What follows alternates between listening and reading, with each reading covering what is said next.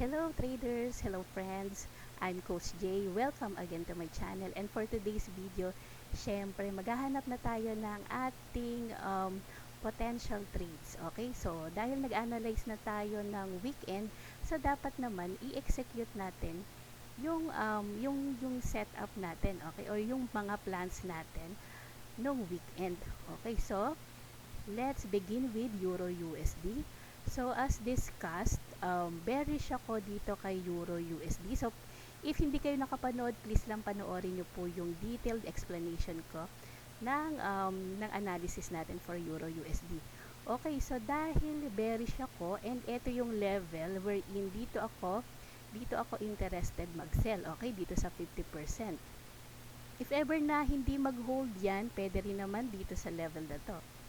Okay, pero syempre medyo matagal yan, so pwede natin hintayin dito sa first level ng ating area of alignment. Okay, so bakit yan? Dahil dito yung 50% ng fib. Okay, so dahil in-expect natin na pupunta siya dyan sa ating level, so may possibility na magkaroon ng short term na uptrend. Okay, so tara, baba tayo sa sa lower time frame, like 15 minutes. Ayan. So dahil in-expect natin na magkakaroon ng bullish na short term, dito sa 15 minutes maghanap tayo ng bullish price action. Okay. Yan. So may nakita na ako. Ito ay possible na double top. I mean double bottom, sorry.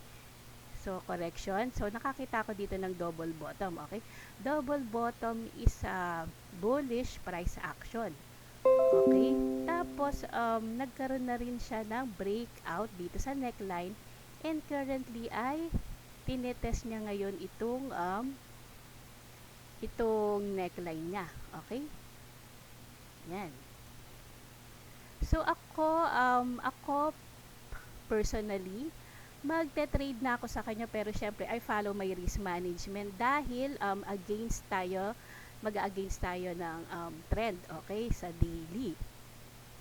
Yan. So dahil nakita ko na itong bullish na to, bullish na candlestick, tapos niretest niya na rin itong neckline ng double bottom dito sa 15 minutes. Yan.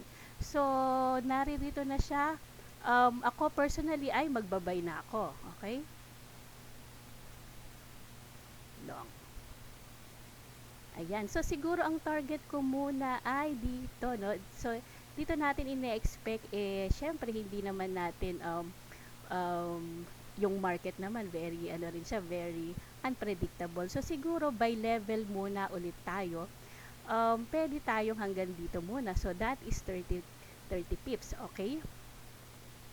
Ayan, tapos ang SL natin ay kahit dito na lang sa may dito, just below nitong top, nitong double bottom. Okay, so that's my plan for Euro USD. Okay, so next naman proceed tayo dito kay gold. Yan, actually dito naman kay gold. Yan. So, kanina nakapag-pending order na ako dito sa may 50%. So, ngayon ay na-trigger yung pending order ko. Tapos, ngayon ay ongoing profit na ako. Okay? So, i-explain ko lang ng mabilis ang naging thought process ko dito. Replay lang natin.